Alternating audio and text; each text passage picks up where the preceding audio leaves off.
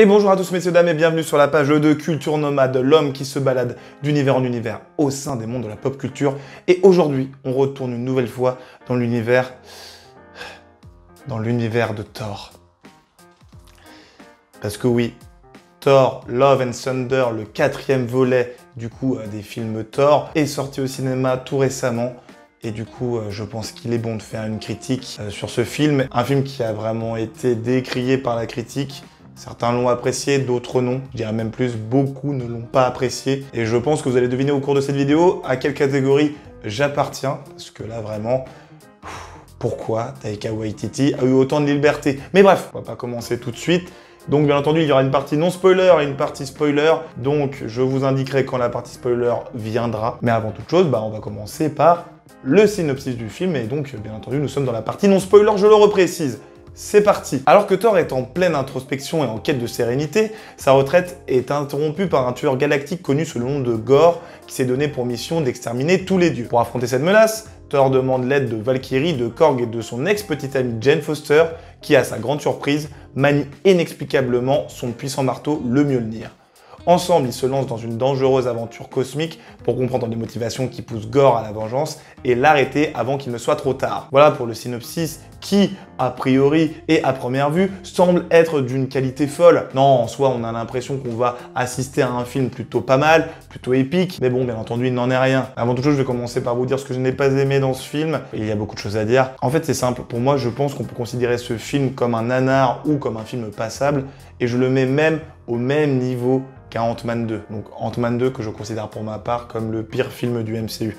Voilà, c'est dit. Oui, pour moi, il est derrière un Thor 2, un Iron Man 2 ou un Incroyable Hulk. Donc voilà, maintenant vous avez compris un peu ce que je voulais dire. En fait, c'est simple. Moi, je le considère du coup comme un film passable ou un nanar parce que déjà, en fait, ne serait-ce que dans l'imagerie et les costumes des différents héros, j'ai vraiment l'impression d'assister à un film de série B. Clairement, j'ai pas du tout été plongé dans le film. Il y a le côté aussi, en fait, principalement humour, qui vient plomber un peu l'ambiance épique qu'on pourrait avoir dans ce type de film Thor. Parce que bien entendu, moi je pense à un Thor Ragnarok qui avait quand même réussi à maîtriser et à bien doser le côté épique et humour. Alors que là, on est vraiment face à une comédie, un film full humour du début à la fin. Mais bien entendu, là, ce que je vous dis aussi, c'est paradoxal. En tout et pour tout, l'humour a bien marché sur moi. Dans le sens où j'ai rigolé à quasiment chacune des blagues. Mais malheureusement, c'est pas quelque chose que je veux voir dans un film Thor. Et je trouvais que cet humour-là, du coup, cassait l'ambiance. Et à aucun moment, en fait, j'ai été inquiet pour des personnages. Même si certains personnages sont à deux doigts de passer l'arme à gauche ou passent l'arme à gauche, à aucun moment j'ai été impliqué ou emporté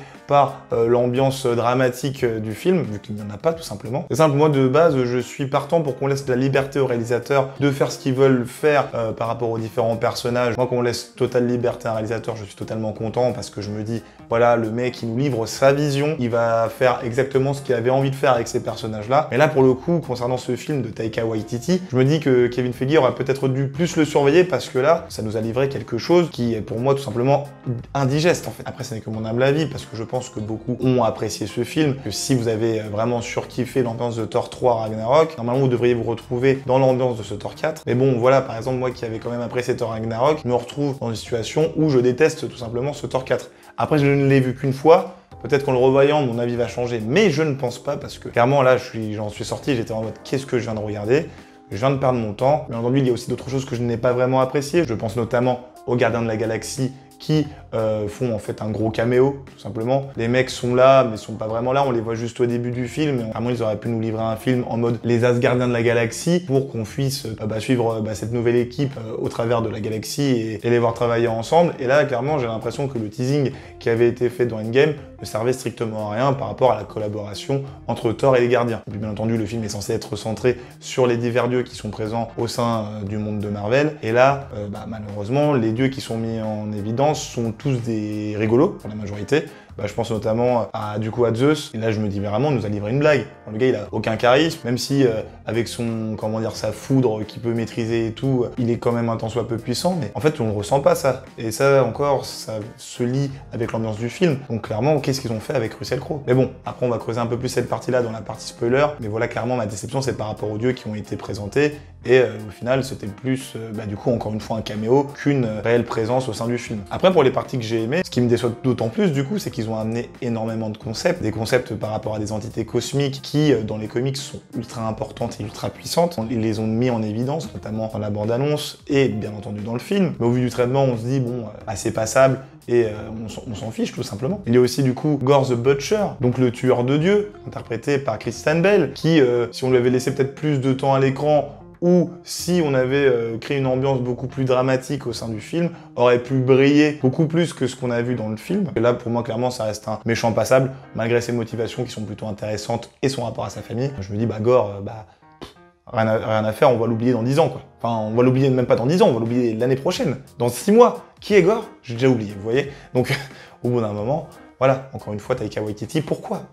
Et après, bien entendu, moi, la partie que j'ai bien appréciée aussi, c'était Nathalie Portman en Thor, qui est plutôt, du coup, stylée, je trouve. Bon, elle apporte quelque chose au film, sa relation avec Thor, voilà, on les revoit ensemble. Et puis ça aurait pu être, bien entendu, beaucoup mieux amené dans un autre type de film, si ça n'avait pas été vraiment une comédie comme on nous l'a livré. Je vais pas encore crier sur l'ambiance, mais vous avez compris que c'est vraiment un réel problème. Donc là, du coup, on va rentrer dans la partie spoiler.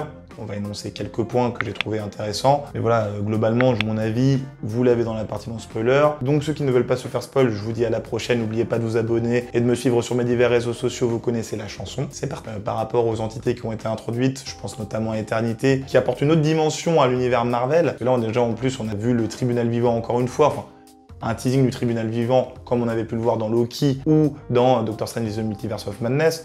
Donc là, clairement, les entités qui sont présentes, qui commencent à être présentées, sont très importantes. Après, dommage qu'Éternité ne soit là que pour réaliser un souhait. Ah bon, je pense qu'avec une telle entité, ils auraient pu faire quelque chose de beaucoup plus impressionnant. Après, bien entendu, ça ne reste que l'introduction du personnage, et je pense qu'il aura une importance plus importante, bien entendu, dans les prochains films. C'est plus un teasing, encore une fois, une sorte de gros caméo, si je peux encore le redire. Ce que j'apprécie du coup, c'est que Thor ait enfin trouvé un objectif par-delà la mort de Nathalie Portman, enfin du coup de la nouvelle Thor, aka Jane Foster, grâce à la fille de Gore. Donc est-ce que c'est vraiment sa fille? Parce que comme on peut le voir dans la scène de fin, du film ou de fin de combat, il y a l'ombre d'éternité qui est liée à la fille de Gore, qui devient du coup la fille de Thor, entre guillemets, enfin sa nièce, comme il l'appelle. Ça c'était plutôt pas mal parce qu'il a enfin trouvé un objectif dans sa vie. Donc à suivre par rapport à cette peut-être future Young Avenger ou future menace, qui sait pour un Thor 5, Thor 6 ou un Secret Wars ou que sais-je, enfin bref, vous connaissez la chanson toujours. Il y a tellement de projets qui vont venir, donc dans tous les cas. Et après, bien entendu, il y a la scène post-générique qui introduit un Hercule. Voilà, Hercule qui fait son petit caméo aussi.